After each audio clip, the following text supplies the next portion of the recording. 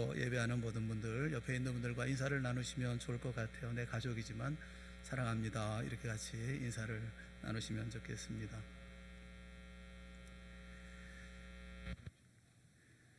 시시각각 코로나19 확진자의 수가 급증하고 있습니다. 현재 3,150명, 사망자 17명,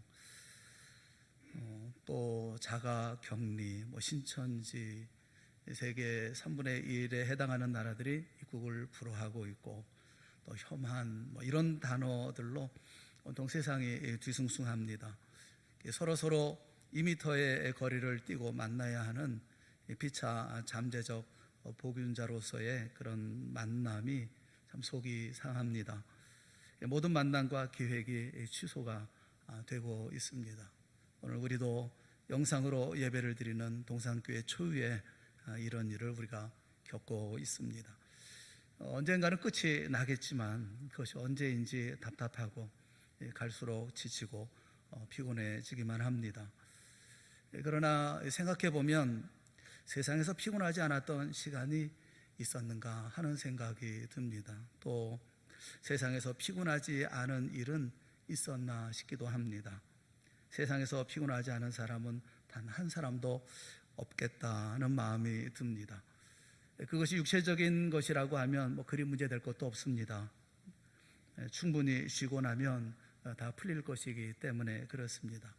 그러나 우리 가운데 하루 종일 논을 메거나 땔감을 구하느라고 산을 이리저리 헤매고 다니는 이런 노동하는 사람 없고, 물길로 다니느라고 하루 종일 물동이 지고 씨름하는 사람도 없습니다. 오늘 우리는 왜 이렇게 피곤합니까? 이 피곤은 육체적인 그런 피곤보다 정신적이고 영적인 피곤이 우리를 사로잡고 있기 때문에 그렇습니다. 하트필드라고 하는 심리학자가 힘의 심리라고 하는 책에서 현대인의 이 피곤을 이렇게 분석을 했어요. 우리를 괴롭히는 피로는 대부분 정신적 원인에서 온 것이다. 순수하게 육체적인 원인에서 오는 피로는 지극히 드물다. 동의를 하든 하지 않든 우리가 느끼는 피곤은 대부분 영적이고 또 정신적인 것이라는 사실을 부인할 수가 없습니다. 생각해 보면 우리는 매우 한정된 힘을 가지고 있고 또 육신은 연약하기만 합니다. 한정된 육체에 과부하가 걸리면 피곤하게 되는 것은 하나님이 우리 몸에 남겨놓으신 자연적인 원리이기도 합니다. 피곤은 인생의 숙명과도 같습니다. 솔로몬도 전도서 1장 8절에 모든 만물이 피곤하다는 것을 사람의 말로 다 할 수 없나니 그렇게 말하고 있습니다. 그런 하늘의 달과 별도 피곤하고 수목도 피곤하고 모든 동물과 물고기들도 피곤하다 그렇게 말하고 있죠. 세상에서 피곤하지 않은 것은 하나도 없다는 것입니다. 3000년 전 사람도 말로 다 할 수 없는 피곤을 절감하며 살았다고 한다면 숨 쉴 틈 없이 돌아가는 현대 문명 속에 밀려다니는 우리 인생이야 오죽하겠습니까? 게다가 오늘 우리가 겪고 있는 현실은 더욱 피곤한 게 당연합니다. 하지만 그렇다고 해서 피곤은 피할 수 없는 운명이다라고 방치해 두어야 되겠습니까? 그럴 수는 없습니다. 오늘 우리가 읽은 본문 말씀을 보면 너희가 피곤하여 낙심하지 않기 위하여 이렇게 말씀을 하고 계십니다. 여기 피곤이라는 캄노라는 말은 지치다 또는 병들다라는 뜻을 가지고 있습니다. 이렇게 지치고 병들어서 그래서 낙심된다는 것이죠. 낙심이라고 하는 에클리오마이라고 하는 이 말은 기진맥진한다, 쇠약한다 이런 뜻을 가지고 있어요. 그래서 이남에 이렇게 하지 않기 위해서 이 피곤을 그대로 쌓아놓으면 무기력증에 걸리게 되어집니다. 무기력증에 빠지게 되어지면 쉽게 낙담하고 낙심하게 되죠. 그러다 보면 만사가 귀찮아지고 모든 것을 포기하고 싶어집니다. 마치 험한 파도와 싸우면서 힘을 다해 싸우던 선원이 지치고 지친 나머지 배를 버리고 바다로 뛰어들어가고 싶은 그런 극단적인 충동을 느끼는 것과 다르지 않습니다. 이런 상황이 오래 지속되다 보면 결국 포기라고 하는 막다른 길에 내닫게 되어지죠. 따라서 이 피곤이 정상적인 것이긴 하긴 하지만 절대로 놔둬서는 안 된다는 것입니다. 그러면 우리가 어떻게 이 피곤을 해결할 수가 있을까요? 오늘 말씀에 하나님은 기가 막힌 처방을 우리에게 한 가지 주고 계십니다. 피곤한 자여, 낙심한 자여. 그리고 난 다음에 하시는 말씀이 예수를 생각하라 라는 것입니다. 동문서답 같은 처방이 아닐 수가 없습니다. 피곤하면 환경을 개선해 보라든지, 뭐 좀 쉬면서 그러면서 휴식하라든지, 뭐 재충전하라든지, 아니면 뭐 약을 먹든지 병원에 입원하든지 하는 식의 뭐 그럴싸한 처방을 주셔야 할 것 같은데, 예수를 생각하라, 전혀 뜻밖의 처방을 주고 계시기 때문에 그렇습니다. 하지만 하나님이 쓸데없는, 또 그리고 필요 없는 말씀을 하시겠습니까? 그럴 리는 없습니다.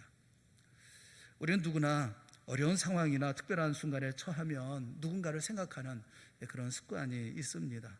여러분은 어떻습니까? 마음이 슬퍼질 때마다 생각나는 사람이 누굽니까? 또 피곤해 지쳐 있을 때 떠올리게 되는 사람은 누굽니까? 여러분의 스마트폰 화면에 담아놓은 사람은 누구입니까?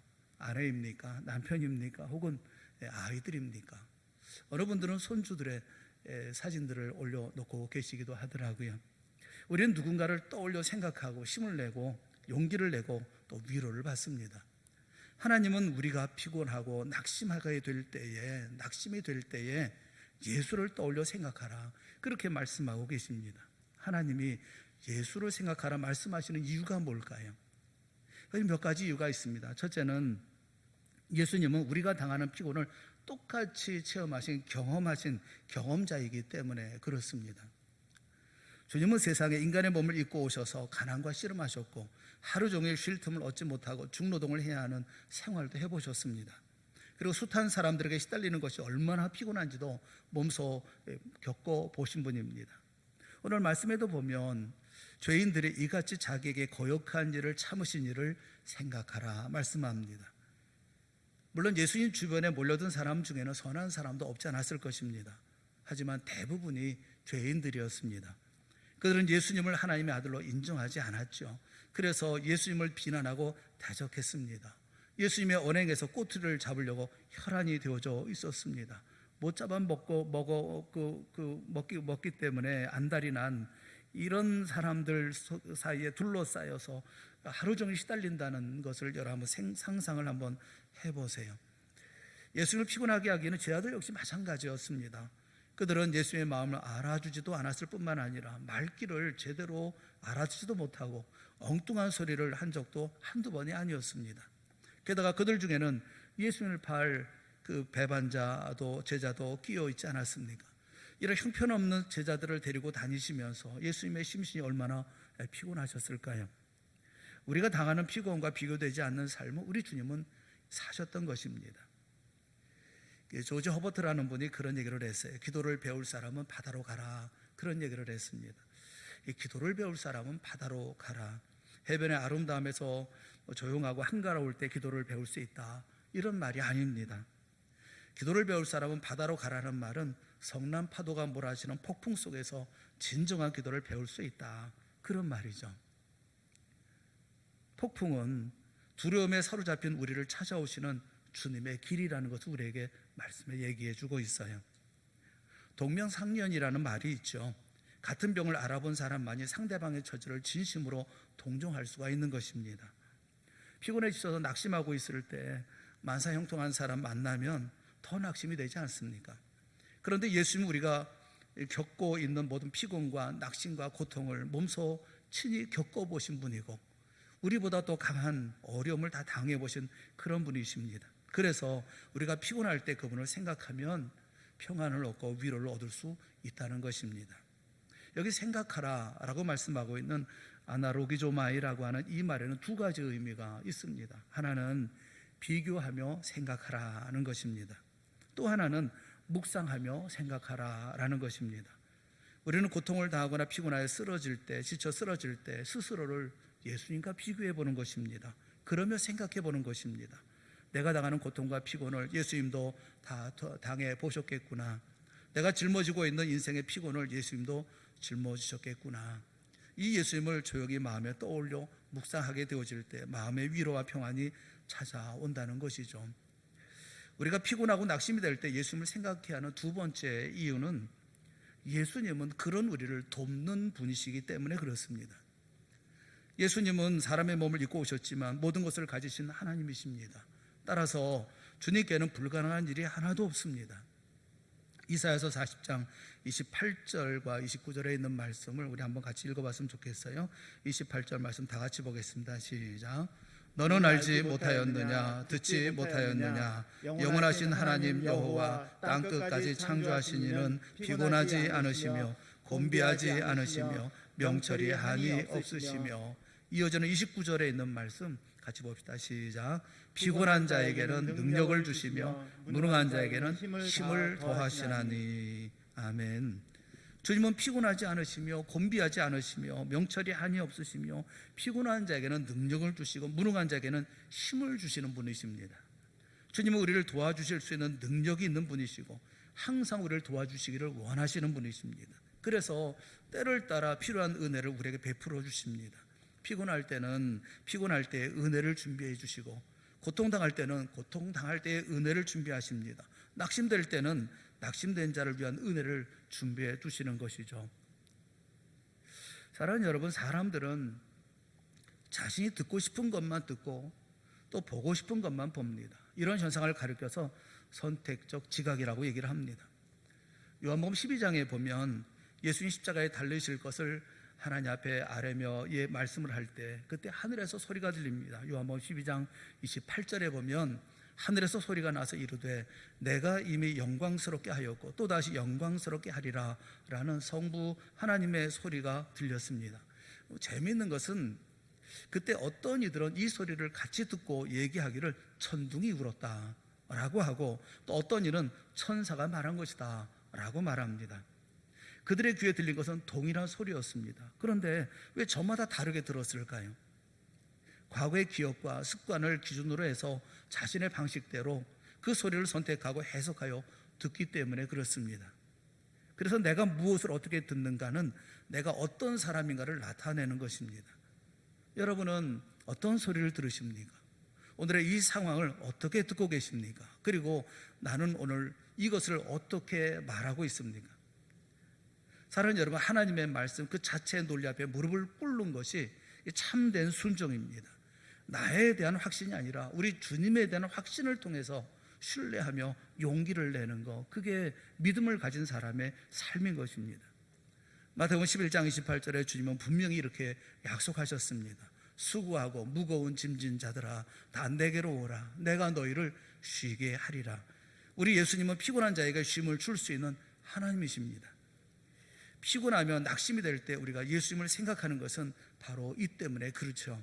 힘들고 지칠 때 내 자신의 소리를 듣는 것이 아니라 하나님이신 예수 그리스도, 우리 주님의 음성을 듣는 그 사람이 바로 크리스찬이요 하나님의 자녀들이죠. 그래서 피곤할 때는 예수님을 생각해야 되는 것입니다. 피곤할 때 첫째는 예수님이 이런 모든 피곤함을 경험했던 경험자라는 것을 기억하고, 또 예수님이 우리를 돕는 분이라는 것을 기억하며 예수님을 생각하라는 것입니다. 또 세 번째로 예수님은 낙심할 이유가 하나도 없는 분이기 때문에 그렇습니다. 예수님께는 낙심할 이유가 없습니다. 십자가는 흉악무도한 죄인에게나 어울리는 수치스럽고 비참한 죽음입니다. 그러나 주님은 그 부끄러움을 개의치 않고 십자가를 지셨습니다. 2절 말씀을 우리 한번 다 같이 봤으면 좋겠어요. 2절 말씀 다 같이 시작. 그는 그 앞에 있는 기쁨을 위하여 십자가를 참으사 부끄러움을 개의치 아니하시더니 하나님 보좌 우편에 앉으셨느니라. 예수님께서 모욕적인 죽음을 거절하지 않으신 이유가 무엇일까요? 그 십자가 앞에서 절망하지 않고 수치와 고통을 감내하신 이유가 어디에 있는 것입니까? 십자가 너머에 있는 부활의 영광과 기쁨을 바라보셨기 때문에 그렇죠. 우리는 바로 이 예수님을 생각해야 합니다. 부활하시어 하늘과 땅의 모든 권세를 가지시고 모든 인류의 불행을 행복으로 바꾸어 놓으시며 인생의 한숨과 원한을 풀어주시고 장차 이 세상을 심판하실 주님을 생각하면 우리가 낙심할 이유가 없는 것입니다. 우리는 지금 코로나19로 인해서 심각한 어려움을 겪고 있습니다. 교회가 흔들리는 것 같고 사회가 흔들리는 것 같고 심지어 우리 인생도 흔들리는 듯 합니다. 그러나 낙심할 이유가 전혀 없습니다. 우리 주님께는 이 모든 어려움을 충분히 해결하시고도 남을 능력을 가지고 계시기 때문에 그렇습니다. 저는 믿습니다. 이 모든 일에는 주님의 뜻이 분명히 있다는 것을요. 우연히 어쩌다가 재수가 없어서 뭔가 부족해서 준비가 안 돼서 그렇지 않습니다. 우리가 겪어야 할 일이라면 반드시 주님은 우리로 그 길을 가게 하십니다. 그러나 그 결과는 언제나 하나님의 영광인 줄을 믿으시기를 바랍니다. 로마서 8장 18절 말씀에 보면 생각하건대 현재의 고난은 장차 우리에게 나타날 영광과 좋게 비교할 수 없도다 말씀하고 계십니다. 현재의 고난과 고통은 장차 주님이 주실 영광과 비할 바가 못 되는 것입니다. 그것이 인간 관계든 뜻대로 안 되는 가정 문제든 질병의 문제든 그래서 당하는 어떤 고통이든 우리를 위해서 준비해 두신 그 영광에 비하면 꿈에 본 듯 잊을 만큼 별것 아니라는 것을 우리에게 말씀해 주고 있는 것입니다. 오늘 우리가 읽었던 이 히브리서를 읽던 당시의 성도들은 엄청난 핍박을 받고 있었습니다. 그들은 친족들로부터 따돌림을 당하고 이리저리 쫓겨다니고 예수 믿는 믿음 때문에 온갖 불이익을 다 당하고 있었습니다. 더러는 붙잡혀 죽임을 당하기도 했습니다. 그들은 예수를 믿기 때문에 전부를 희생했고 그 믿음을 지키기 위해서 생명을 걸었습니다. 그렇다면 하나님이 핍박하는 자들을 한순간에 멸해버려 주시고 그들을 핍박에서 건져주시는 것만이 위로이고 기쁨이 되지 않겠습니까? 그런데 하나님 그렇게 해주겠노라 말씀하지 않으십니다. 다만 예수를 생각하라 라고 말씀하고 계십니다. 그 이유가 무엇입니까? 세상에서 아무리 핍박을 당해도 주님이 준비한 영광을 맛보는 그날에는 그 핍박당했던 그 모든 일들이 두 번 다시 생각나지 않게 될 것이기 때문에 그렇습니다. 그래서 핍박당하는 성도들이 예수님을 생각할 때마다 환난 중에도 기뻐하고 감사하는 특별한 은혜를 누리게 되어지는 것입니다. 사랑하는 성도 여러분, 나인성 앞에서 벌어졌던 두 행렬의 만남을 생각해 보십시오. 나인성에서 나오는 행렬은 좌절과 슬픔으로 가득한 장래의 행렬이었습니다. 반면에 나인성으로 향하는 행렬은 기쁨과 소망으로 가득한 생명의 행렬이었습니다. 저는 누가복음 7장의 이 말씀을 대하면 가슴이 미어집니다. 자신의 독자 아들을 잃은 어머니의 마음이 읽혀져서입니다. 죽은 아들은 그 어머니의 유일한 독자였습니다. 어느 가정에서 말씀을 전하는데 그 말씀이 마음에 큰 아픔이 되었다고 그래요. 그래서 저는 어떤 말씀이 도대체 아픔이 되었을까? 도대체 아픔이 될 말씀이 없는데, 그런데 제가 문득 말씀을 드리면서 애굽의 10가지 재앙을 말씀하고 마지막에 그 장자를 치는 얘기를 했는데 그것이 그렇게 가슴이 아팠다는 거예요. 그분에게는 그 아들이 평생에 자신에게 생명이고 소망이고 그 아들 의지하고 살았는데 그 장자 죽는다는 말 때 얘기도 아니고 남의 얘기도 아니고 애굽에 있었던 심판받은 얘기인데도 불구하고 너무너무 가슴이 아프더라는 거예요. 생각해보니 말씀을 잘못했구나, 그 예를 잘못 들었구나 하는 마음이 들더라고요. 이 여인은 사랑하는 남자를 만나서 사랑하는 아들을 낳습니다. 그런데 그 믿음직한 남편이 세상을 떠납니다. 죽고 싶을 만큼 슬프고 괴로웠지만 그에게 어린 아들이 남아 있었고 그 아들에 대한 희망에 그런 삶을 추스립니다. 아들은 믿음직한 청년으로 잘 성장해 주었습니다. 그리고 어머니의 힘이 되었습니다. 늙어 힘에 붙이는 일이면 늠름한 아들이 이 일을 대신해 주었습니다. 회당에 갈 때면 아들이 함께 가는 것, 그것이 이 어머니의 행복이었을 것입니다. 그런데 그 사랑하는 아들이 그녀의 곁을 떠난 것입니다. 하나뿐인 아들만을 평생 의지하고 살아왔는데, 그런데 오늘 그 아들이 상역군에게 매여 성박 공동묘지로 가고 있었던 것입니다. 이 장래 행렬이 예수님의 행렬을 만납니다. 예수님은 나인성에서 하루길 떨어진 가버나움에서 죽어가는 백부장의 종을 살리시고 나인성으로 가시던 중이었습니다. 한 행렬은 관을 쥐고 나오는 죽음의 행렬이요, 다른 행렬은 한 행렬은 우리 주님의 생명의 행렬이었습니다. 실로 기이한 만남이 아닐 수가 없습니다. 이 만남에 과연 어떤 일이 벌어졌습니까? 예수님은 슬피 울며 관을 따라가는 과부를 보십니다. 그리고 그를 불쌍히 여기십니다. 그리고 그에게 울지 말라 말씀하십니다. 그리고 가까이 가셔서 아들의 관에 손을 대십니다. 그리고 말씀하십니다. 청년아, 내가 네게 말하노니 일어나라. 그러자 죽음 가운데 있었던 아들이 일어나 앉고 말도 합니다. 예수님은 그 아들을 그의 어머니에게 주셨습니다. 사랑하는 성도 여러분, 예수님을 만나면 이런 일이 일어나는 것입니다. 예수님은 사망을 패하시고 생명을 주시는 전능한 하나님이시기 때문에 그렇습니다. 예수님은 슬픔의 행렬을 기쁨의 행렬로 바꾸시는 분입니다. 예수님은 절망의 행렬을 소망의 행렬로 바꾸시는 분입니다. 예수님은 죽음의 상렬을 생명의 꽃가마로 바꾸시는 분입니다. 피곤하여 낙심하지 않기 위하여 우리가 할 일이 무엇입니까? 이 예수님을 생각하는 것입니다. 사랑하는 모든 성도 여러분 모두가 다 힘들고 어려운 가운데 있다 하더라도 이 예수를 생각하는 우리 모든 동산의 성도들이 되어질 수 있기를 주님의 이름으로 축원합니다.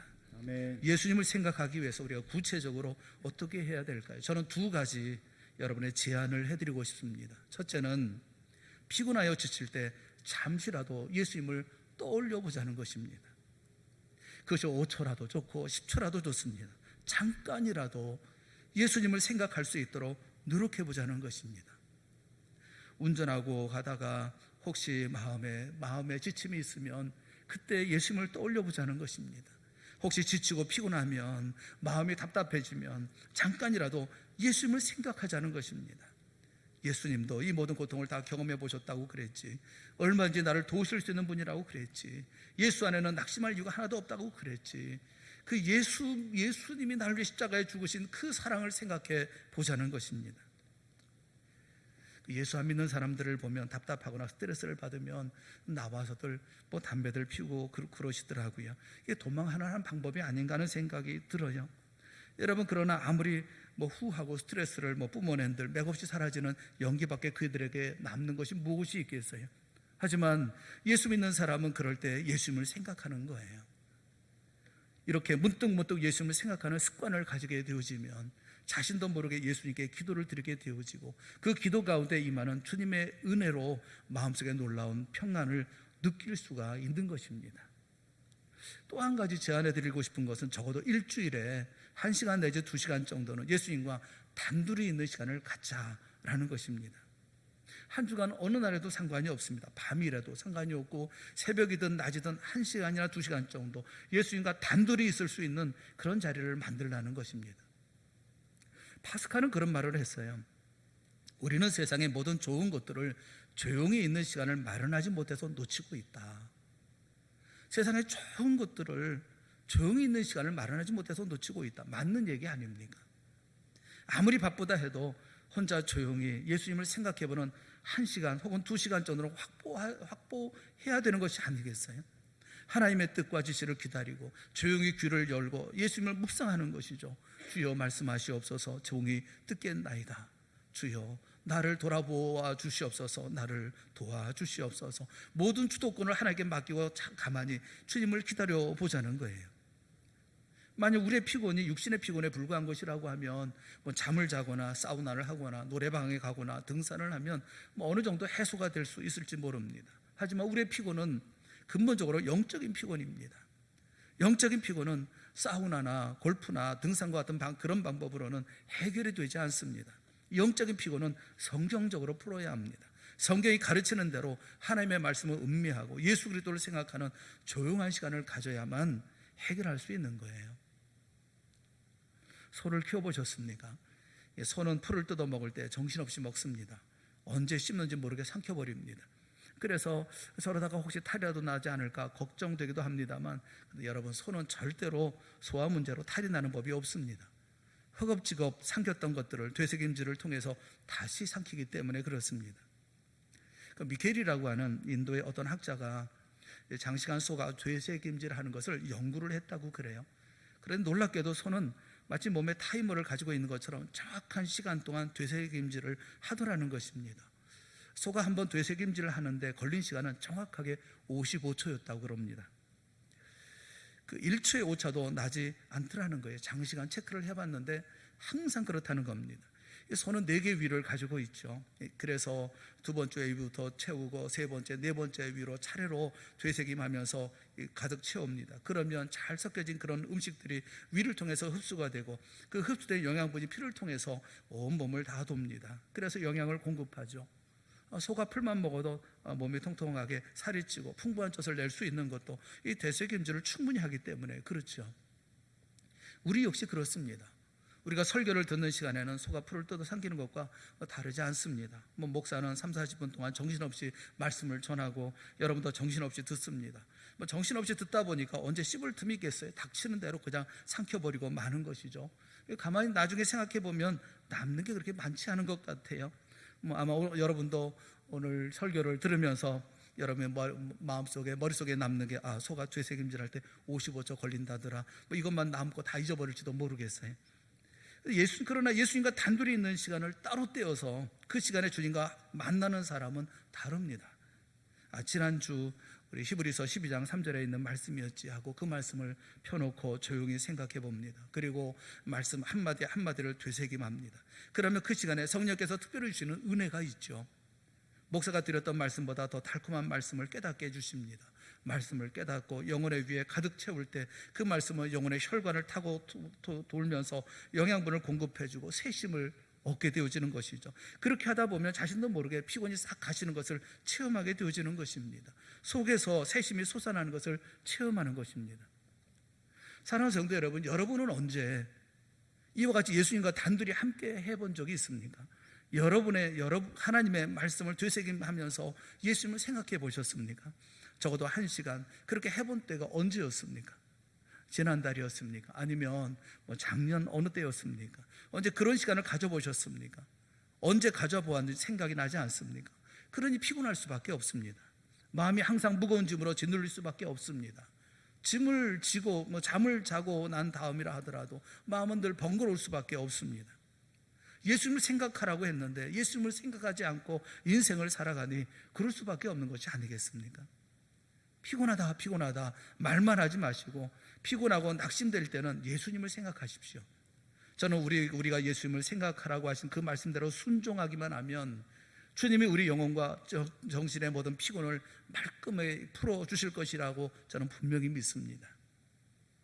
세상에 법칙이 많이 있는데 그 가운데 하나가 엔트로피 법칙이라는 것이 있다고 그래요. 엔트로피 법칙은 모든 에너지는 점차 소멸되고 쇠퇴한다는 것입니다.